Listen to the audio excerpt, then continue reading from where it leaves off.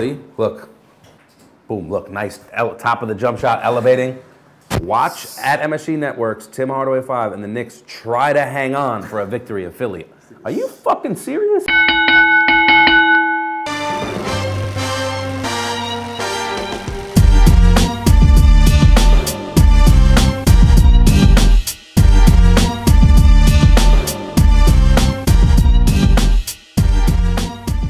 What's going on, good people? Welcome back to the Winner's Circle. What's going on, brother? What up, what up, what up? Good? Good. What's in your cup? I have water in my cup today, actually. Nice. I had water in my cup the other day, too, actually. What is in your cup? Not water. Okay. It was not water in my cup last week. Corona? You got, what do you got? Nah, we stepped it up. Okay. We're playing varsity tonight, not JV. All right. What's going on, man? I know last time we were here, we touched on a couple of topics, but I think, let's dive into kind of why we're here, why we're doing this. We've got some feedback from people wondering, hey, what's the show going to be about? Mm-hmm. Why are we here? I mean, first and foremost, we've been talking about doing this for a while. So we're here because we finally decided to get off our asses and get this thing going. But above and beyond that... You're going to put me in the category? Yeah, absolutely. Absolutely. I mean, traditionally when something doesn't happen, it's because you drag your feet or indecisive. Mm-hmm. Okay. I'll play along. So that's first and foremost. And second is, listen, we talk about the stuff we're going to talk about on the show. We talk about every day in and day out. Sports, business, marketing, music, culture. And yeah, this is just, kind of a look behind the curtain into those conversations we have every day. So let's jump right into it. Derrick Rose, you familiar? Did you see the quote after the Cleveland game? Yes, very familiar with it. Here's my issue with it.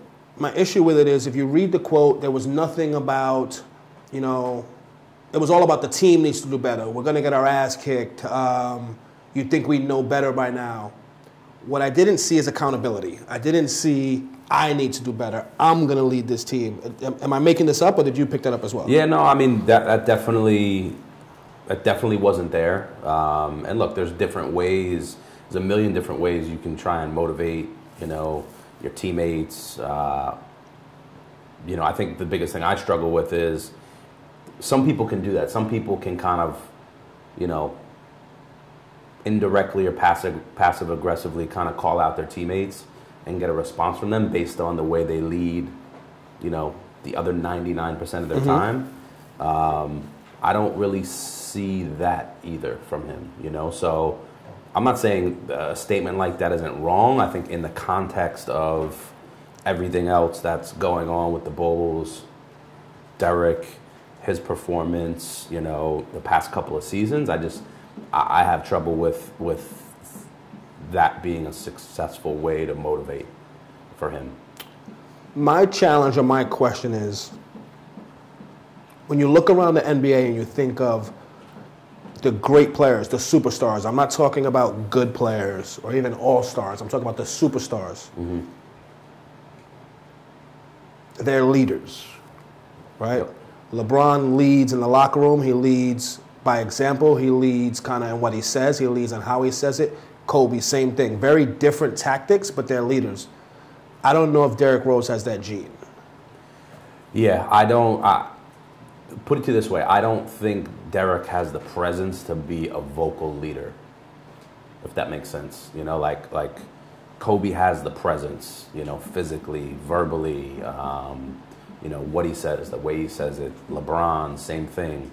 I just don't, I don't think Derrick has that in his, I don't think it's something he possesses. And to me, if you don't possess that, you got to lead with one thing, which is, your actions on the court, how you handle the media, how you deal with your teammates. Yeah, I agree. I'm just a fan of, if you're going to call your teammates out, call yourself out as well. Yeah. Let it be like, hey, we're not playing worth the shit, and it starts with me. Yeah. I need to be vocal. I need to get us where we need to get. I didn't see that from him. And you can go into the other aspects, but I agree you need to, whether you believe it's valid or not, you come back from that and nobody can really, you can't really poke holes in that. If you're his teammate, maybe it wasn't warranted for you, but you know what? You jumped in that. Right. You took the bullet along with us, and you know what? Let's move forward from there. So, You know, the last thing you want when you get back in the locker room is your teammates looking at you crazy. Right.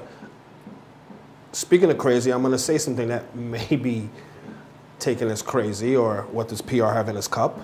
Bourbon. Chill out. Is he the best player on his team this year? I mean, because statistically he's not. Statistically he's not. I still think he's the best player on the team. Okay. But I mean, again, the fact that that's even an argument or a conversation, like, you can't say stuff like that if you are, maybe you can say stuff like that if, you know what, you are, you know, hands down, you know, the best player on the team and your numbers are backing it up and just nobody else is pulling their weight. But the fact that that isn't even the case, you know, makes that statement and that conversation a little bit harder for me. I'm going to go a step further. I don't think, in terms of significance or importance, he's top 3 for the Bulls.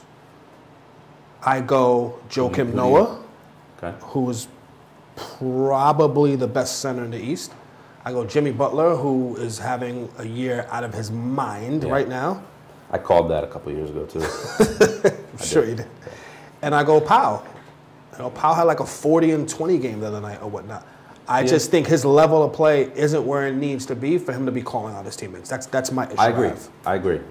And again, I can't argue with, you know, your position on that. I still think he's the best player on the team. I still think he has the ability to dominate and change a game, unlike any of those other 3 guys. But it's not, you know, it's not showing in you know, in the numbers right now. That's for sure.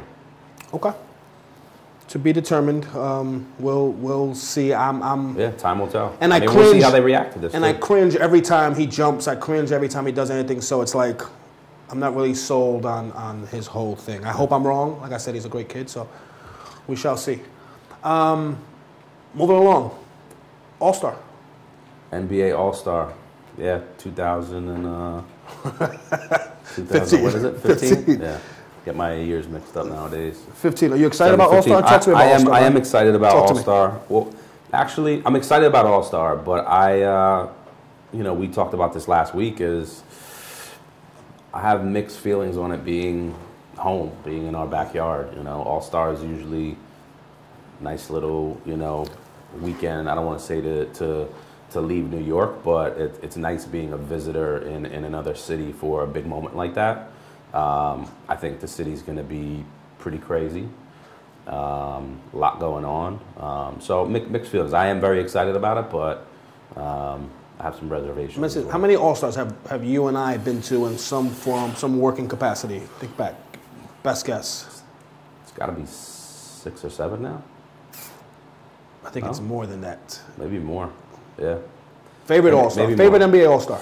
Favorite All-Star. I think, I mean, we could talk about this for hours, right? Because I think there's favorite city it's been in, and then there's a favorite All-Star as a body of work. Favorite All-Star. I think I have to go back to Vegas. And it's not, listen, it's not going to be for the reasons that you might think Vegas would be, you know. You were drunk that entire weekend. That entire weekend you were drunk. Like, you were not like drunk and then not drunk. You were drunk the entire weekend consistently through. I may have been overserved once or twice, but it wasn't my fault. I was overserved. You were drunk the entire weekend. Well, we had no. I mean, at that point, and just to give everybody context, we were doing Dime Magazine. Yep. And we had actually just one of the funnest projects I've ever worked on to this date. Mitchell and Ness. We were doing the Jordan retro jersey re-release with Mitchell and Ness. Yep, I remember that. And we actually went out there for a meeting with them that had nothing to do with that project. It was you know, some advertising stuff, and met with the crew out there, and it kind of morphed into, they started talking about this upcoming big project they had going on, and we ended up. Not to cut you off, do you remember the interview you did? We'll get that. I mean, let's work, you know, we'll get there. This is the greatest thing ever. But it started at Mitchell and Ness, and long story short, they kind of gave us some, you know, insight behind the fact that they were going to re-release Jordan's jersey, and we came up on the spot for the most part with this whole idea to, you know, make it really special and special packaging and create a story around the moment, and You know, fast forward 2 months later, and we're running around Brooklyn and New Jersey finding box makers, and I mean, we had no idea what we were doing. Wow. Right? Well, I mean, would you?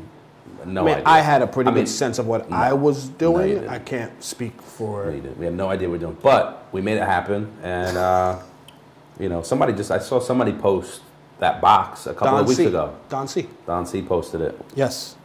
Can we get to the drunk interview part that you did? Well, yeah, and that was again my first. You know, that was my first. I think that was my first time behind the camera, really. In front of the camera. In front of the camera. Yes. Right. I'm usually behind the camera. So let's give a little backstory. Let's back up.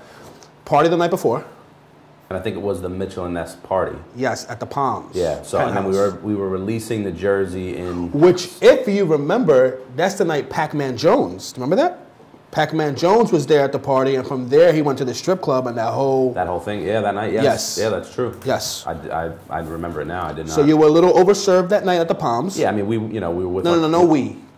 You were a little overserved at the Palms. We were with our client. You know, it was the release. It was actually the release event for the jersey. So you know, a lot of our friends were there, coworkers, clients. Had a really good time. And then the jersey was releasing the next day. And I forget what the quantities were, super limited quantities. Only a handful of stores had them around the country. And I had to go do a little, you know, press junket in the store to speak about. Had your shades on. I had to keep my shades on. I gotta find that video. That was amazing. It was the moment the game changed, right? So we did this whole thing around the moment the game changed. She asked you a question like, how do you feel about, you know, being a part in Jordan's first jersey being released, something to that effect, and you answered something along the lines of like potato. Like you were so off, you were so, you had the shades on, you were leaning up against the counter. Do you remember that? Yeah, but that was the vibe. That was the vibe I was. That was the vibe you were going. Okay. You're putting a little butter on it, but I can find the video. There was. We got to find it. I thought I killed it. To be honest with you. Okay, so Vegas. Vegas is your favorite All-Star. Vegas was cool. You know what I mean? It's just, you know, other than getting around on the strip was a nightmare. I mean, you couldn't move, but, you know, I mean, everybody did. At that time, too, you know, All-Star now, it's just super noisy. It's super cluttered. Everybody's trying to do something. At that point, there was only a handful of brands that were doing things, and they did them all at a really high level. Super premium. So that was a good, you know, that was a good one. Worst All-Star? I would have to say LA. I did not like LA, and for one reason is just you couldn't get, you know, moving around that city is challenging enough. Not on All-Star, and you know, if anybody knows us, you know, as much as it sounds crazy, there's a little bit of, you know, hanging out. For the most part, everything we're doing is tied to work for us.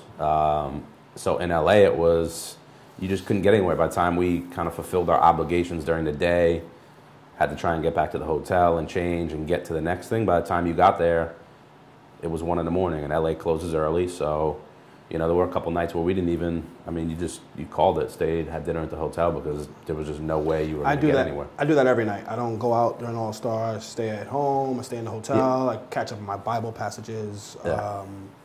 You know, prepare for the next day. Yep. Sounds about right. I mean, I don't judge anyone that does go out. It's just not my thing, you know, personally. Yeah. Yeah, I would have to say it was LA for me. What about you?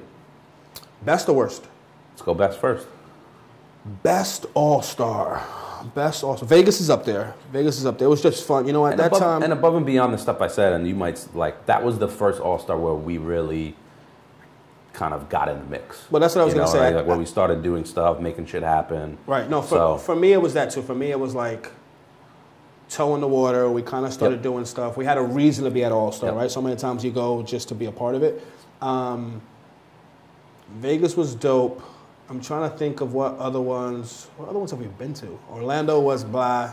Orlando, Houston, Phoenix? Phoenix was okay. New Orleans. New Orleans was dope. I'll tell you what, New Orleans was dope because of the party. New Orleans twice. Was it? Yeah. New Orleans was dope because of the party we did, because of the GQ party.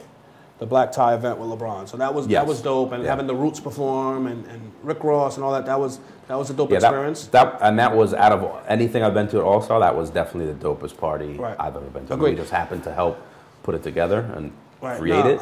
You know, create it. You know? But it really was. I think through, you know, as I'm struggling thinking through All Stars, there's a reason why I'm struggling with it.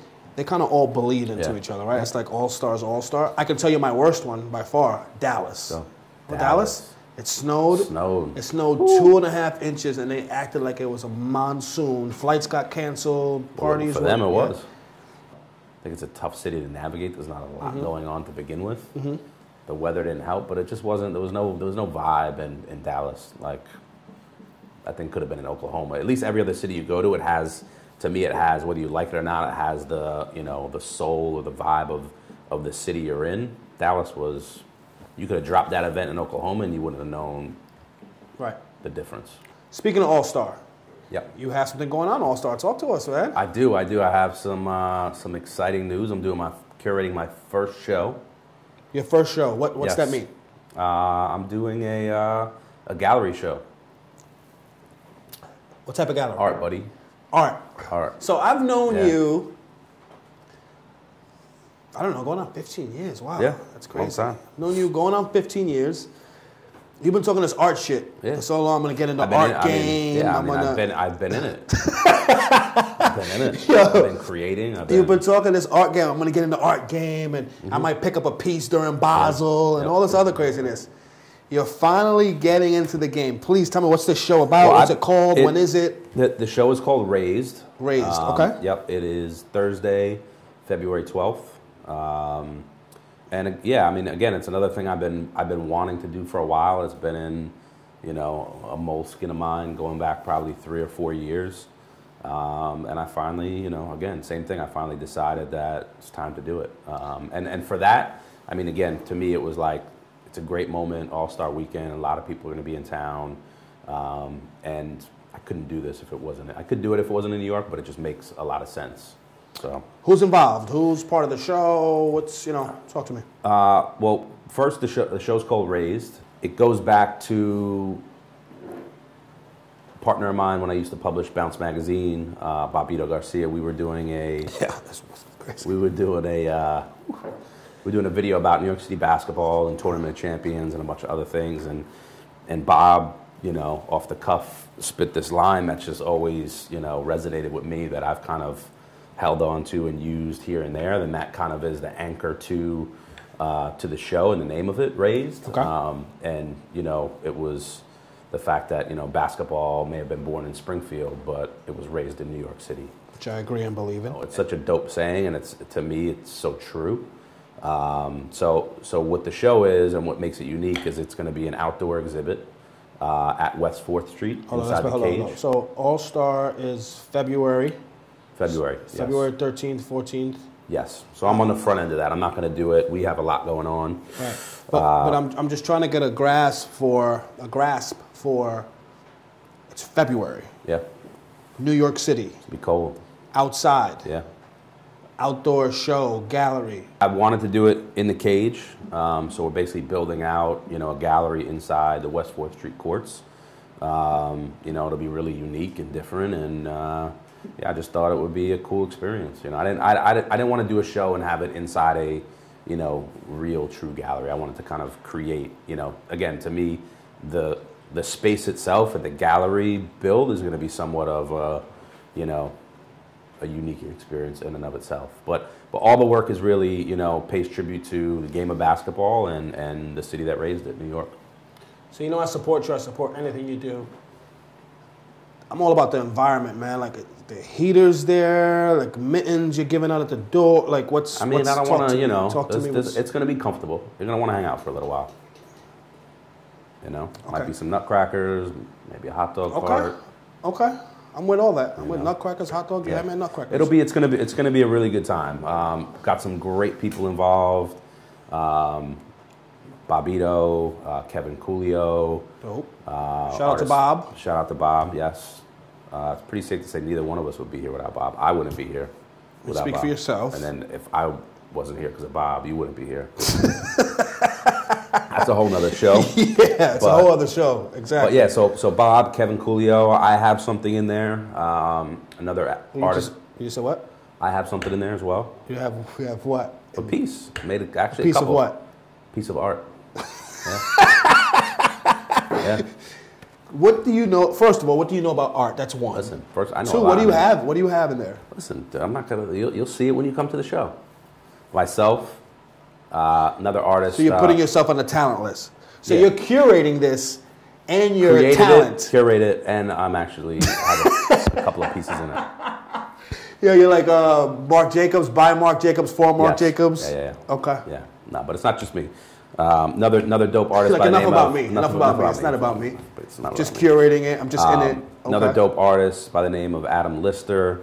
Dope. Yep. A couple of dudes out of Long Island called New York Sunshine Club. Let me ask you this: what's your goal? What? It's Thursday. You said the 12th. Yeah. You wake up the 13th, Friday the 13th in the morning.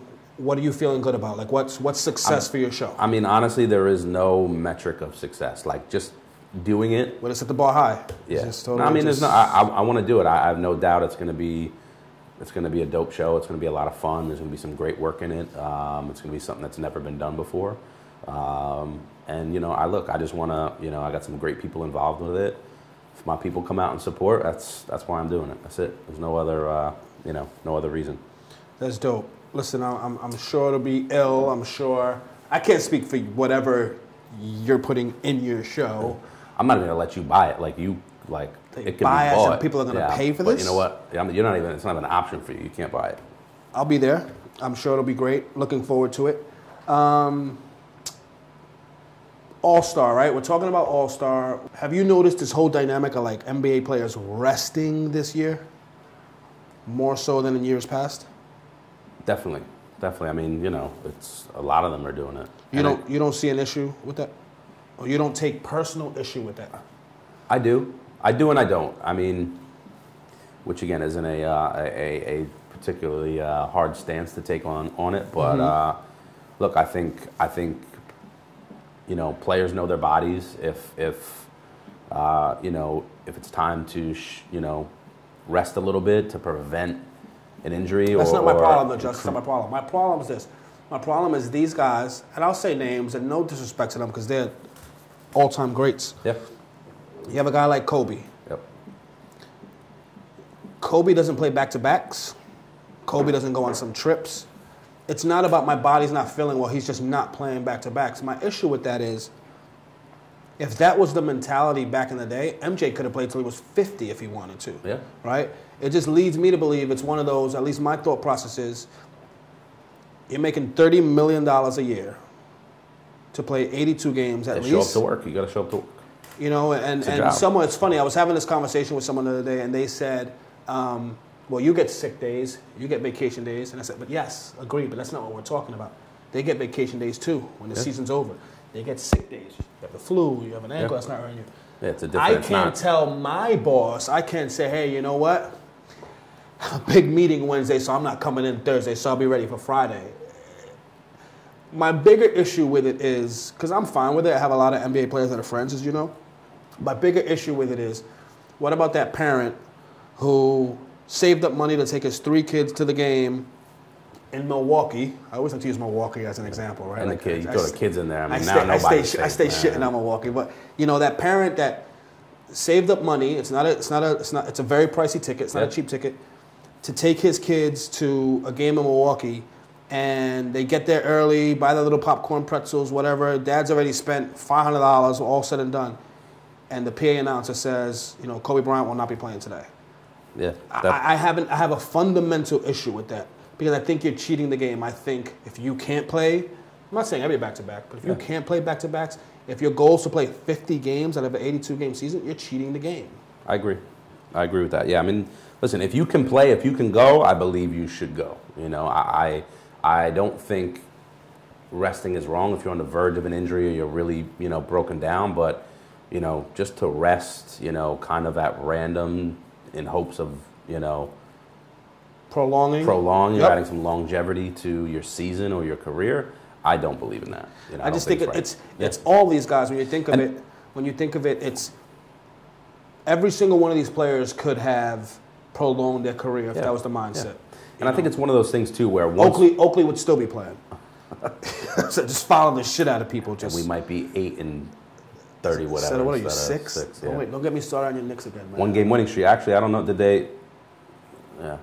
Your Knicks are playing playing Philly tonight? right now. Yeah. Might have 2 in a row. Might have 2 in a row. Okay, but I think the other thing too is like why you're seeing it a lot now is like check this right now. It's you know. That's good. You think y'all won? It's copycat. So once one guy does it, they all start. You think y'all won tonight? You're playing Philly tonight. Do you think you won? I don't think we won. Let's go a step further. Put some money on the table right now. I'll put $100 right now. $100 cash right now that you guys didn't win against Philly tonight. You want that bet? I just said I don't think we won. I'm not putting 100 on that. You're up 10 in the third. We're up 10. That's what I'm talking about. A lot of basketball to play, though. To Philly. A lot of basketball to the Sixers. But listen, a lot of basketball to play. My bigger problem, and I'll go back to say we did it in our first show. I'll walk out of here right now. Don't say social media is your bigger problem. Social media, man. Let's talk about it again because we didn't really get to dive too deep. Take this mic off me. We didn't get to dive too deep. Listen. Go ahead. You have the floor. Go ahead. The courtside thing, Charlotte, big issue for me. The other thing. It's January. You have 6 wins. As a fan. You have 6 wins, and your problem is the social media. Yeah, because I don't. Listen, if we lose, I don't want to see a picture of Tim Hardaway Jr. finger rolling the ball at the rim. With like, hey, another tough one tonight, 101-88. What are you going to post then? Don't post. Post when we win. Post when we're not playing. Don't post so you'd only have 6 posts all year. Yeah, you know if what? If you only posted when you won, you'd have 6 posts all year. I'll go to ESPN app and I'll scroll down and I'll see the box score. That's all I need to see. I don't need to see you posting a visual. And the picture always looks money. It's Melo fading away. Melo at the rim. So somebody dunking. Hey. So we just talked about players resting. You think the Knicks social media team should rest? That's what you're saying? You think they should take a break? They shouldn't have started. They should absolutely take a break. Listen, I was trying to be kind. Shut it down. Shut it down. I don't want to say shut it down. Just somebody's got to take a look at strategy. I was trying to be kind today. I wasn't trying to talk about your Knicks are atrocious. Yeah, they're really And bad. I'm going to say that every show until they prove me different. I feel confident that I'll be saying that every show. They're really your Knicks are terrible. They're the worst team in the NBA. Listen, I've embraced it, man. Rock bottom. Rock bottom. Yeah. We're on a 1-game winning streak right now. No? How are those season tickets working out for you? Not well. Not well. We'll see. Okay. We'll see. I actually had breakfast with Howard Garfinkel this morning, who had on Garf. Yeah. Unbelievable. Another little project I have in the works. For people that may not, just a very, very short synopsis of who Garf is. I mean, living legends, one of the godfathers of New York City basketball, founder of 5-Star. Yep. 5-Star basketball camp. 5-Star basketball camp. I don't know if you ever went to 5-Stars for like elite players. I was there. I don't know if you ever. Well, I don't know how much you know, but if you're a 5-star and you were an elite player, you stayed in the lodge. That's where I stayed. You were probably in cabin 22. You know what I'm saying? So, oh man! But I had breakfast with Garf, and he actually had on a New York Knickerbockers, not Knicks, V-neck sweater that was easily from 1962. Was it tucked? Our producer loves a good tuck. The sweater wasn't tucked. Eric loves him a good tuck. What was he talking about? What's going on? I want to stress to the people, like, if you look up like historian, if you look up a legend in the game, like this is like, he's it. Yeah, I mean, I don't want to go too deep on this, but and I had breakfast with Garf and Tom Konchowski. Another legend, yeah. They basically broke down how Garf actually started coaching before he got into the really the business of basketball and 5-Star and all that. And at that point, there was no AAU. It was called outside basketball, and not you're playing outside, but it's happening outside of your high school season. Wow. So literally, that was what it was called. Not AAU, not playground. It was called outside basketball. I texted you actually late last night because I can't sleep at night for some reason. Did you know that there's completely off topic, and this drives our producer Eric crazy, but it's actually part of the fun of it. Mm-hmm. Did you know that Sonny had a 30 for 30 about him? I did not know that. No. Yes, it's Is it called. out? Did it come out? It's called. Here's the weird thing, and Eric, I don't know if you've seen it. It's called Soul Man, S-O-L-E Man. But what was weird about it was like 3 in the morning. It was on. It was like ESPN The Ocho or one of those. Like it wasn't ESPN, right? And I almost want to say it was a mistake because they were showing it, and when they spoke about Kobe, it said insert Kobe footage, ABCD. Like it wasn't done what they were showing. But it was the entire the entire doc. I fell asleep. I didn't see all of it.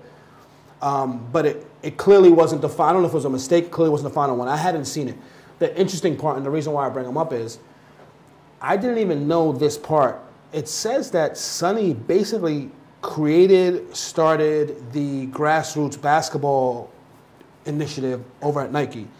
He signed the first college coach. He signed the first, summer players. He signed high schools. He helped sign Jordan. Apparently, if you let him tell it, he was the guy that said Jordan's the guy. I forget all these other guys. I know you have a relationship with Sonny and you've worked for him and all that. I mean, it was just me being a basketball guy that I am. I didn't know what a key role he played in just the game. Listen, and the game as we know it today. Yeah, marketing, shoe companies, and all that. Yeah, and all the shoe company allegiances aside, I mean, nobody can argue his place in the evolution of youth basketball, and again, above and beyond youth basketball, all the way up to the pros. The influence he had, and he was a pioneer. Yeah, it was amazing to hear. He literally went around the country and signed college coaches. I think he signed, Yeah, I mean, he knew. I mean, his thing, and again, I keep referencing old stuff, but I did an interview with him for Bounce, and I mean, the idea of signing. You're just going to plug everything you've ever done in your career every time you get a chance. I mean, I have been entrenched in this for years. No, but seriously, he was like, if I sign coaches, the kids are going to wear the shoes. Right. Like it was, and as simple as that sounds, but it seems simple. It was unheard of. Yes, agree. I am going to pay. Agree. You coach the North Carolina Tar Heels. You're the hottest team out. Like I'm not signing the school. I'm signing a coach. You're going to wear the stuff. So they had coaches on the 30 for 30. And it was all the coaches you love, Big East, right? It was Carnesecca, it was, Coach Thompson, Georgetown, it was Boeheim. And Boeheim even said, he's like, you got to keep in mind, college basketball wasn't as you know it today. He's like, we were making $25,000 a year. No money. So here comes Sonny and says, hey, I'm going to give you... Schools weren't making money. Coaches weren't making money. So the coaches were getting paid $25,000 a year or whatever it was, and they were paying for sneakers, right? Yeah. So now he's like, wait a minute, what do you mean? He had an amazing quote talking about Jimmy V. He was like, Coach Valvano, may he rest in peace. So you're telling me you're going to give me a check for $10,000 and I don't have to pay for sneakers? You gave me sneakers? Like, where do I sign? Yeah. So, it was honestly revolutionary. It was just talking about how he went and signed all of these. He signed Patino, he signed Coach Thompson, he signed Boeheim. And it talked about how he kind of created this whole, like, Big East mystique. Yeah. You should watch it. It was super dope. I honestly, like I said, it was like 3 in the morning, so I didn't watch all of it. I ended up falling asleep. I watched all the way up to the part where he gets fired. So he says he walks into the office and Phil Knight tells him, hey, we're going to move in a different direction. Like, we got to go. Like, so, but it was interesting. And I know the relationship you've had with him and his wife, Pam, was on it. She was a key part in it. But it was super dope. This is what I call a pivot. Going completely left field on this. Okay. This will be the most important question, topic, matter. No. Like, I'm talking about, like, if we do 1,000 shows, this is it. There won't be one more important than this. Are you ready? I'm ready. I need you to focus on this. I need you. This is it. J-Lo or Beyonce? Keep in mind your wife's probably watching, so just keep it super PG. J-Lo or Beyonce? J-Lo or Beyonce? Is this the seniors tour or? Nah, don't do that. Don't add context to. Don't just straight up. J-Lo or Beyonce. That is a very tough one. Or when you did like the test in high school and you could like write in something like an A, B, C, D, or write in. Or you can do an or if you feel like it. I will have to go Beyonce personally, and 2 reasons. Common rookie mistake, but go ahead, please. I'm gonna have to go Beyonce right now. Go ahead. 1, J-Lo hasn't had too much luck, keeping her men. There's a lot of turnover there. A lot of turnover. Which is telling. I don't know why, right? Okay. I will say we saw her last month. We went to Hollywood Film Awards and saw her in person. I mean, she looks phenomenal. Nice place. Good time. You know what I mean? The suit game was official too. Very official. She looked phenomenal. But she's old, man. And here's the other thing. I saw her. She had? How do you really feel? She's got a little show on TV about her tour. I mean, it was bad. Like the dancing was bad. She looked good, but you're getting carried away. Dancing wasn't bad. It wasn't. She's a dancer. It wasn't J-Lo. It wasn't J-Lo. On the other hand, now you're a choreographer. So you have an art show. You're a choreographer now. I mean, I know. I know. On the other hand, I went to the On the Run tour this summer. Talk to me. Beyonce. Such a groupie. Murdered it. Such a groupie, yo. Listen, I was very skeptical when I went to it. I was like, she killed it. Were you yelling? She killed it. No. I might have put my lighter up. Were you? You put the cell phone up? Maybe. You put the cell phone up? Like, Yep. Here's my thing. I'm going Beyonce. You? I mean, obviously from your reaction, I think I know your answer, but I was like. Is it because I'm Puerto Rican? Is it because I'm Puerto Rican? Think I'm going to say J-Lo? Yeah. A little bit. A little bit. All I'm going to say is this. It's actually very simple. J-Lo's 45. Yeah, she. No. She wins the senior tour. No. That's not what we're talking about. All I'm saying is, J-Lo's 45. Beyonce's a young Thundercat. Young Thundercat. Young Thundercat. What April would say. Shout out to April. Yeah. She's the young Thundercat.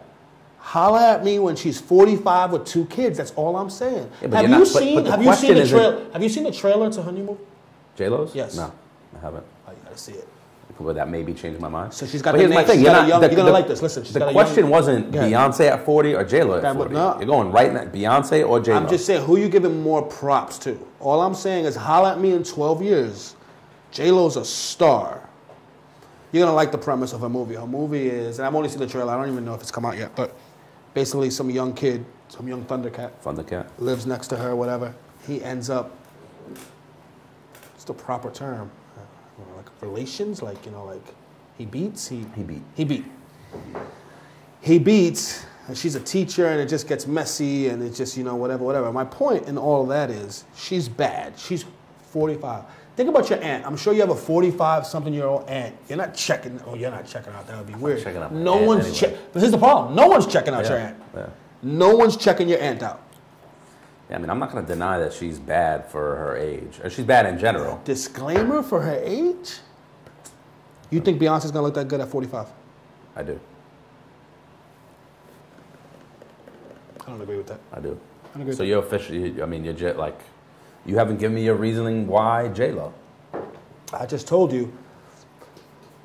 First of all, she's beautiful. She's gorgeous. First of all, she's a businesswoman. Movies, American Idol, fragrances, all sorts of stuff. She's a mogul. You said fragrances.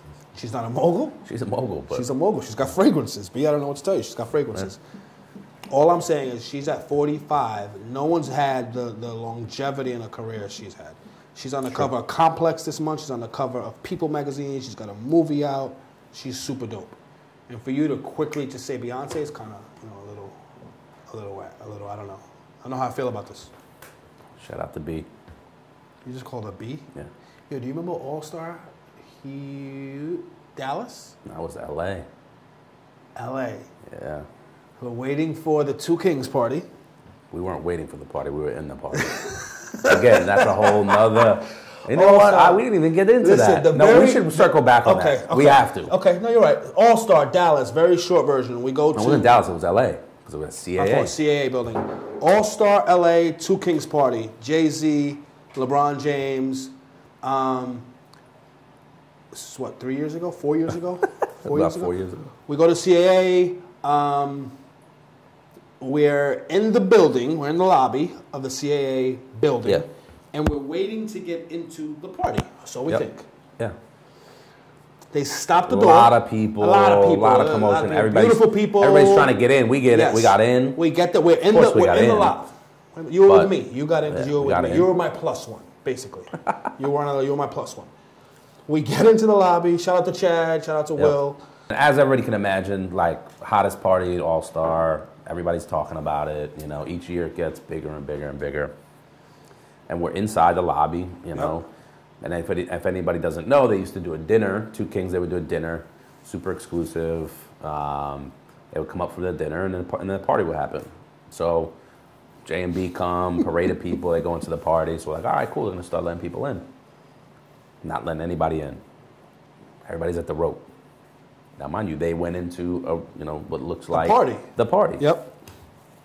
So at some point while we're waiting, we got like 5 or 6 people with us. I'm like, oh, it's kind of cool. Like, they got some music out here and like a bar over in the corner. Like, grab a drink while you're waiting. Yep. So Chad, young Chad, who was with us. Chad was good. Shout out to Chad. Young Chad, who was with us, he runs off trying to figure it out. Comes back like 5 minutes later. He's like, listen, fellas. He was almost embarrassed to tell us. Nah, too. he like, was. Hey, he was listen. so. And if you know that, he was laughing like the whole. I was like, listen, fellas, I got some good news and some bad news. What do you want first? Yo, so give me the good news. Yeah, good news. So the good news is we're in the party. Yep. So I take that as we're good. I know we're good. We're going to get in. It's not a problem. We have to stop the door because Beyonce was here. We're good. Yeah, we're good. Right. The bad news is, this is the party. That's VIP. How tight was I? Scale of 1 to 10. How mad was I? We were out of there in 3 seconds. I was not having it. I was furious. Hot. But when you looked around, there was music. All the elements of a party. You need music. So once you found out, you were like, I gave the universal sign. Nah, listen, I went here with it. Yeah. Deuces. We are out of here. We are out. It was had nowhere to go. Yeah, it was the lobby of an office building. It was such a bad look, man. Such a bad look. Unbelievable. That's what happens when I let you kind of lead something. But we've come up since then. We have. We've come up since then. We have. So, in closing, man, super excited about your show. Thank you. For the people that are watching, our 2.5 viewers, people that want now. 4? Yeah. People that may want to get more info, may want to attend the show. Give us some info. Yeah, I'll have it up on my Instagram, or you can check out nybasketballclub.com. All the info will be up there. But easiest way: show up, West 4th Street Cage, Thursday, February 12th. What time? Noon to 10. Okay, super dope. I'm excited to be there. Thank you, man. I'm holding you to it. I have it on camera. You promised mittens, you promised heaters, all sorts of stuff. I think some snacks. You guys will be good. You may have said some snacks and stuff like that. Yep. Should I bring a flask, or will you take care of that? I got that. Say no more. Listen, I'm super excited about our show. Yep. I'm super excited about what we have coming up. We have guests. I think I've been slumming with you enough. Yeah. I'm looking forward to having some real talent up here with me. You know what I'm saying? It's kind of like I've been playing down to. I just want to make sure I'm not overshadowing anybody that's going to come in, as a guest. I mean, look, we're always going to be here talking our shit. This is true. But we will bring some really good people to into the fold. That'll. Yes, and I'm super excited, man. And for you people out there watching, man, we're going to keep you guessing. We're going to have the best of the best. So if that's the best of the best talent in the NBA, the best of the best talent in the NFL, the best of the best marketing minds, music. This isn't shit that we're hoping. This is stuff that's already lined up. So check back with us. We're excited to put an amazing show together for you. And we look forward to you guys sending in your questions and your feedback and all that stuff. We do this for the people. It's for the people. It's not for us. It's not about us, man. It's about we're good. Giving back, man. It's for the people. Yeah. My brother, another one in the books. Yep. Super excited, man. Shout out to our producer, E. You see I keep it in the pocket here. If I give this to you, what you doing with it? I'm dunking that shit. On that note, we're out, man. Peace.